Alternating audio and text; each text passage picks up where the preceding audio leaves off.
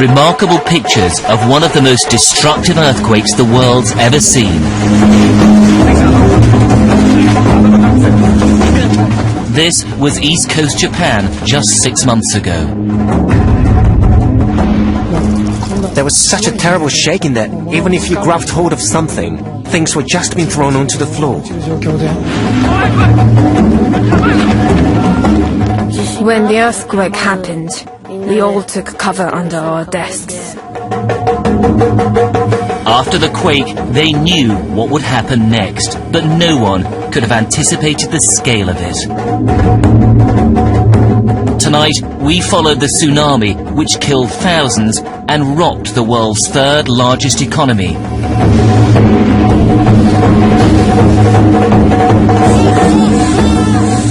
And we tracked down those swept away by the wave, who, miraculously, managed to survive. A mass of pitch-black water was writhing like a living thing.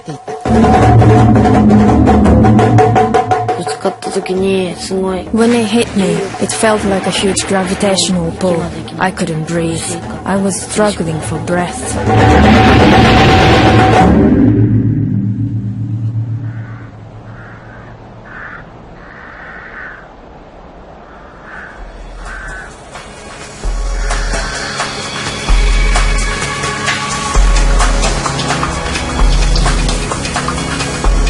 Central Tokyo feels like it normally does. I've reported from here before. Perhaps there are fewer lights this time, that's all. They're trying to conserve electricity. The quake was felt here, but its epicenter was 200 miles away, off the northeast coast of Japan.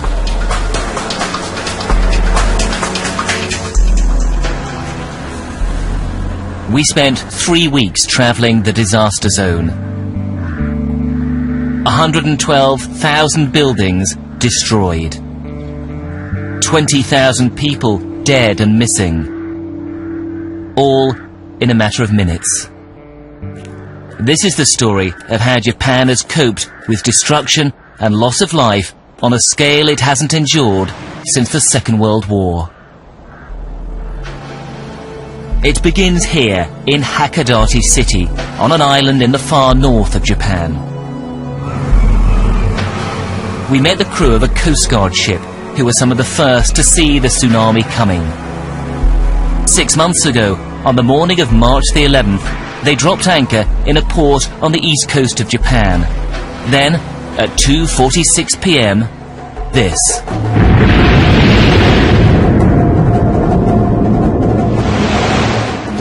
There was a very loud rumbling from the ground, like do-do-do-do-do. And together with that, there was a big, extremely violent quake that shook this boat up and down and left and right.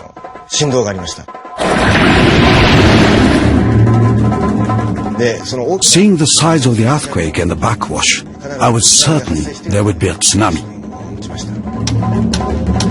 But instead of abandoning ship, they set out from the port to meet the tsunami head-on. I gave the order to get to as deep water as possible, to get offshore as fast as possible. On the radar appeared a thick white line moving towards them. If they'd stayed in port, the boat would have been wrecked. This way, at least they had a chance. In front of the boat, at a height of 10 to 15 meters, there was a high wall, an overwhelming wall of water. We were heading for something just like the Great Wall of China.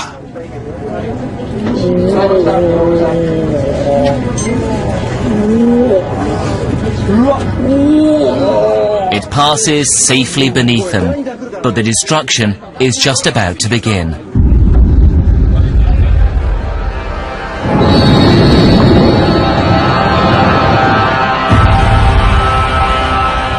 There are several tsunamis stretching 200 miles and travelling at speeds of up to 370 miles an hour. As they approach the northeast coast, they slow, but gather in height. The resort of Minami Sanriku lay in their path.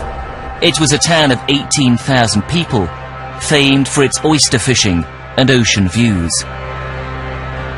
This was the satellite shot before the tsunami hit. This is how it was transformed. 95% of its buildings gone.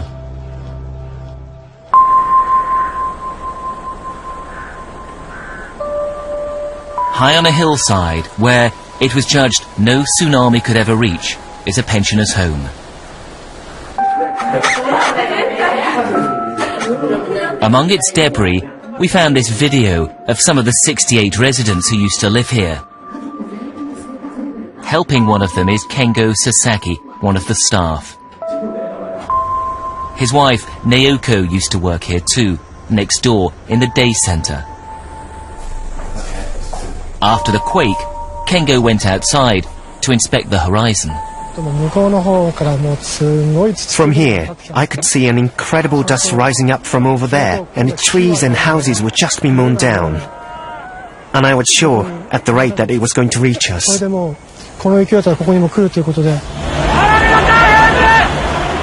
He and his wife rushed back in to begin the evacuation. But with 68 immobile pensioners and just minutes to spare, where do you start? I came in here and stood shouting, "Evacuate," just yelling it out.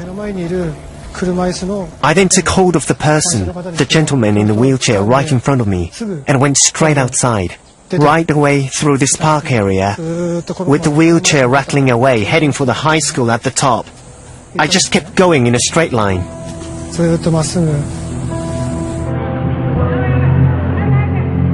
He doesn't look back.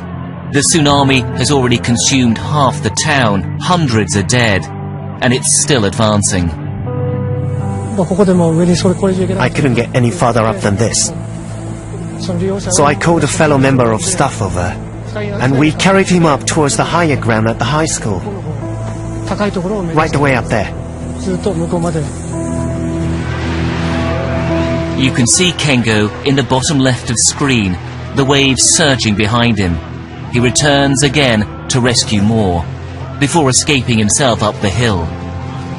Others weren't so lucky. The man in black raced down to rescue another wheelchair user. There's a sudden surge of water, and he's swept away.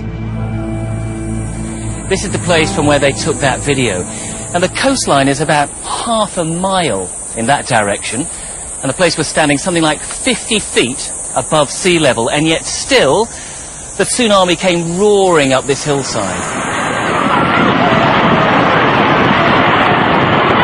Still down there, a group of women are running for their lives. One of them is Kaneko Suzuki, and just ahead of her is her daughter-in-law, Naomi. I wanted to run away together with her, but mother-in-law's legs are bad, and she told me, "You go on ahead." I couldn't leave her behind, but at the same time, she must have made her decision to push me and say, "Go quickly."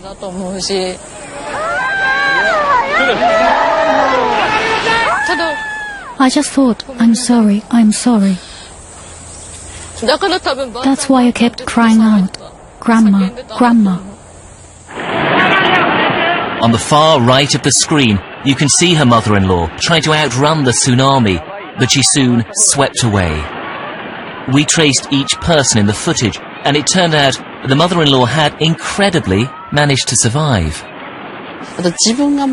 I tried to run after them, but my legs were shaky and I lost my shoes. Then I felt my feet off the ground and my body float on the waves. I could see a roof of a house coming towards me. I was swept away by the waves and ended up on the roof. The roof slips beneath her, raising her out of the water and floating her to safety. As I've lived a long time, I must have done something good in my life. I'd like to think so.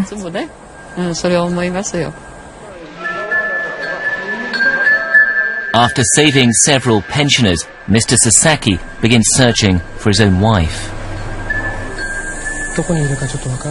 I didn't know where she was, and I'd searched for her in the rubble.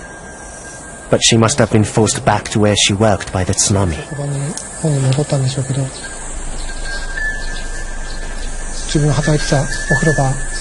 She was found trapped between the machines at the bathhouse where she worked.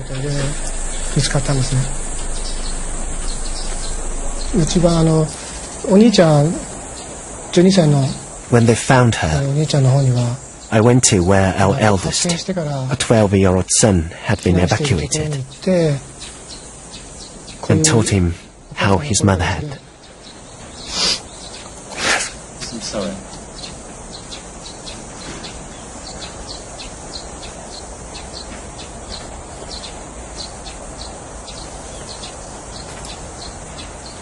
I was open with him, telling him that she'd died while trying to get people up. With my daughter, though, I have to say, I couldn't quite bring myself to tell her.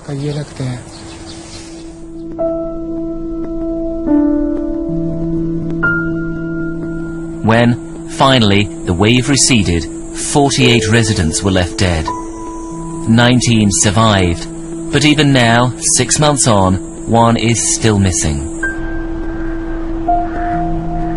The town of Minami Sanriku, once a bustling port, had been transformed into this, a wasteland. This was the emergency centre, which broadcast warnings across town that a tsunami was on its way.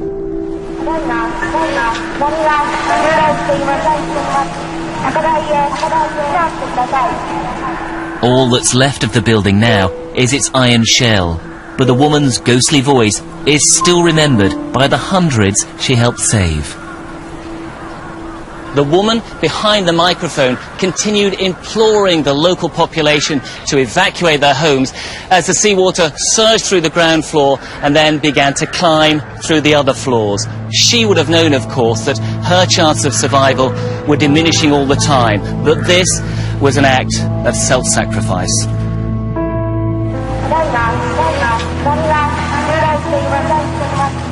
Her name was Miki Endo. She was 24 years old and recently married. Miki Endo has become a symbol of the Japanese spirit in all of this, putting her community before herself. Her colleagues who survived had to shin up the aerial on the roof of the 4-story building. They were still clinging on as the wave receded.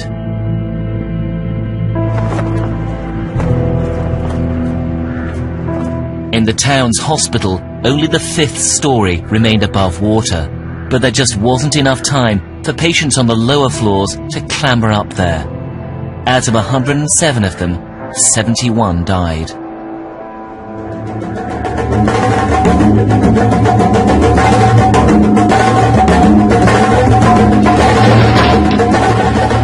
Even for those who managed to get to a vehicle, there were no guarantees. The roads out of low-lying areas were jammed. The choice, abandon your car or hope it'd float you to safety. Many of these drivers did the latter and drowned.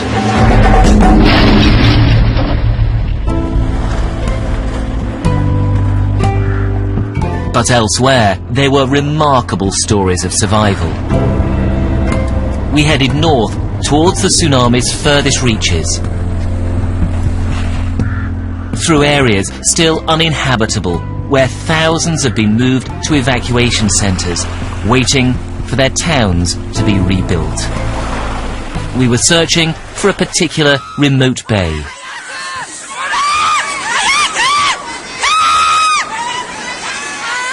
When I saw this footage back in the UK, it didn't look like any of those people on the ground were running fast enough to escape. So we come to the place that it was filmed to see if there were any survivors.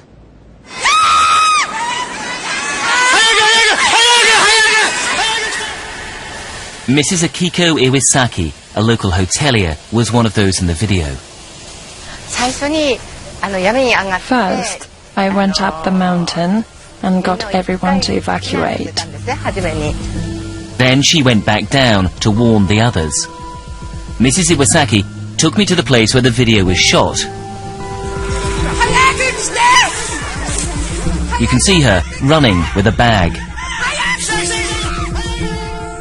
I was wearing these baggy trousers and Wellington boots, and I was carrying bags. I ran as fast as I could. She doesn't know how close the water is until the last moment. You can see the wave pick up the bus on the left and spin it towards her. A bus had come up beside me. The bus was there. The wave was there. I was sure we would make it as I stepped up. But she didn't. Mrs. Iwasaki was dragged under. She's in the water, somewhere beneath the bus. I could see a faint light from above, so I swam towards it and reached out my hands and grabbed on, thinking it was a piece of debris. I bumped into the tire of that bus. Then I frantically climbed up to the roof. Then I grabbed onto a bamboo cane over here on the mountain. I want to live. I want to live. The water reached the 3rd floor of the hotel, but she and everyone else in the footage survived. I think I was protected by the gods and by my ancestors.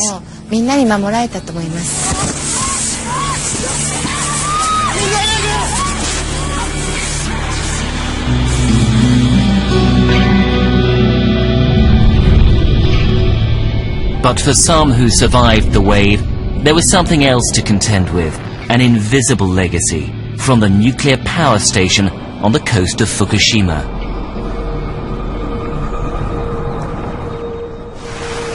Its seawall was designed to withstand a tsunami up to 5.5 meters. This was twice the height.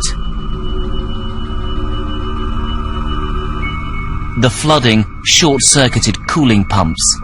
The reactors began dangerously overheating. We managed to track down one of the nuclear workers on site at the time. Before the disaster happened, I thought nuclear power was 100% safe. It was precisely what people call the safety myth. 25 hours after the quake, pressure in reactor number 1 built up, then it exploded. It was the biggest nuclear accident since Chernobyl, in a country reliant on nuclear power. When reactor 1 exploded, I was in the middle of evacuating from my home to the evacuation center specified by the town authorities. I was in the car, as the roads were chock-a-block. I was in the traffic jam. Cars were hardly moving. He didn't know it, but radiation was already leaking from the plant, and those stuck in traffic had no protection. I'm prepared for the fact that probably we suffered some external and internal radiation exposure. Ken Tagawa and his family now live in a sports center with other nuclear evacuees. He's had medical tests which show he has been exposed to high doses of radiation. But it's children who are more vulnerable. His youngest wears a radiation monitor at all times. He's still unsure how much exposure they've already suffered. Dangerous levels of radiation are still widespread around the Fukushima plant. The government's evacuated all towns and villages in a 20-kilometer radius. They're still too dangerous to return to 6 months on. The Tagawas lived in Namiya, well within the exclusion zone.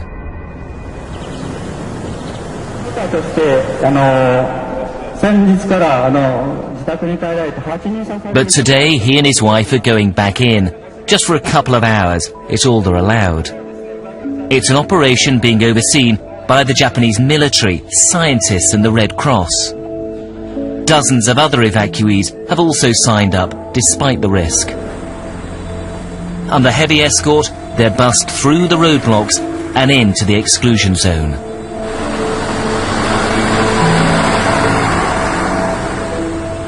Mr. Tagawa is filming the journey for us. There's an eerie emptiness. Deserted fields are overgrown and poisoned. The levels of radiation here are still dangerously high, 6 months after the leak. When fleeing, we came just with the clothes on our backs, and we didn't have any of the things we needed. I wanted to go and fetch these things, and that's why I returned, despite the risk, for the sake of the children. This was their home. Windows and doors left open. There's no one here to loot. Mrs. Tagawa can be heard calling for the missing cat.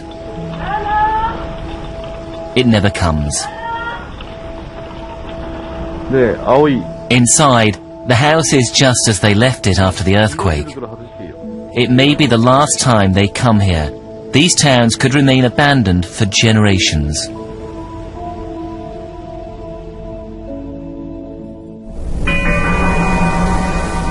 All of that has helped turn Japanese public opinion against nuclear power. Of the country's 54 reactors, 43 are currently out of operation.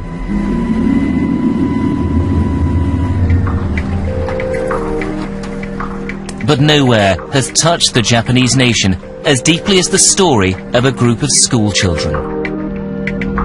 A mile away from the sea, along the Kitakami River, is the town of Okawa with its long iron bridge. There was a junior school here, right at the heart of the community. This was last year's sports day. The pupils aged between 6 and 12 are lined up and ready to compete. This was Okawa before the 11th of March. You can see the school in the foreground.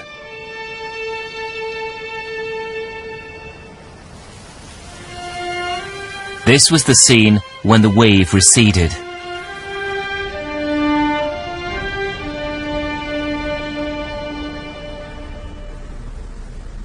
The school clocks frozen at the time the wave hit. We traced a 12-year-old survivor. He agreed to tell us about what happened on the day he lost so many friends.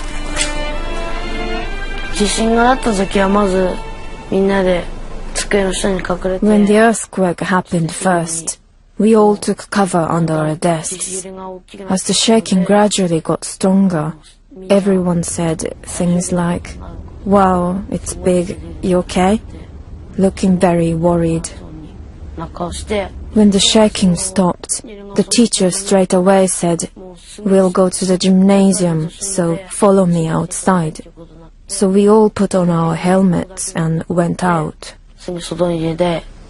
Tetsuya's mum rushed to the school to pick up her children and drive them to higher ground. When she arrived at the school, it seems that she actually wanted to flee with me to higher ground. But as all the parents and guardians were lining up, she said, "Wait a minute, I need to fetch something from home." So I just handed over my bags to her and stayed there. They lived just down the road. His mother hoped to be back in a matter of minutes. Immediately after the earthquake, the children were brought outside here and made to sit down in lines. And then some of the teachers said, "It's not safe enough. We need to evacuate right up the hillside there." And others said, "You know what? This is high enough. We don't need to go anywhere else." That debate went on for about 40 minutes. Unknown to them, the tsunami was close. It didn't need the river to carry it. It was travelling across land. Another parent wanted to pick up her daughter, but was trapped at home. It was only later she learned what had happened to the children between the quake and tsunami. During the entire 40 minutes that followed the earthquake, the children were just sitting there, crying, in the playground. After 40 minutes, some of the teachers finally decided to move the children to slightly higher ground, over there, by the bridge. But the decision was too late. As the children walked towards the bridge, the tsunami came straight at them.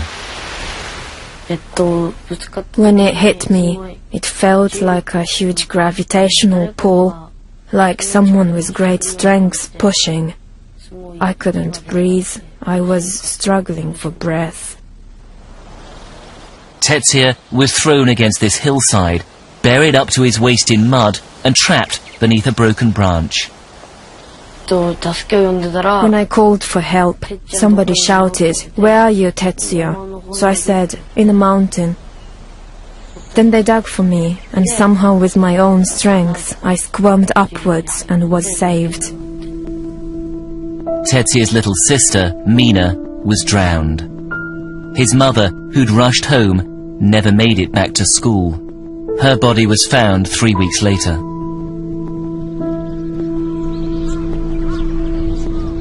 Out of 108 pupils at the school, 74 lost their lives. Naomi's 12-year-old daughter was one of them. Kaharu had been due to graduate the following week. Still, after 5 months of searching, her body hadn't been found. I realized that once the authorities stopped searching, we'd have to do it ourselves, because there was no way we could give up until our children were found. I just wanted to find her with my own hands, to do whatever I could.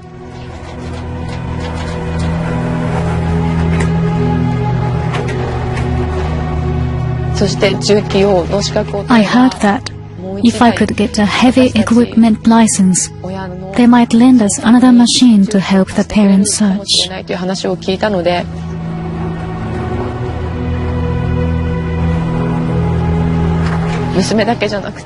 I wanted not only to find my daughter, but also to do something to help find the other 5 children and the teacher who was still missing.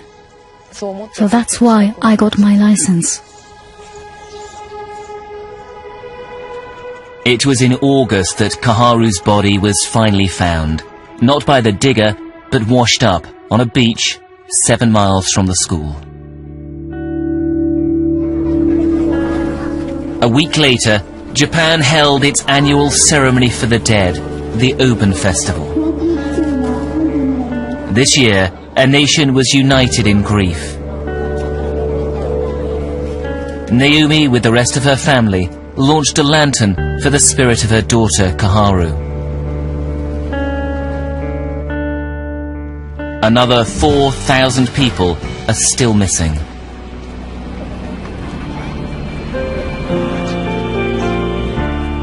Each phase of rebuilding these flattened towns and cities is being meticulously mapped out. They think it could take 10 years. But a whole generation of families have suffered loss that can't be repaired.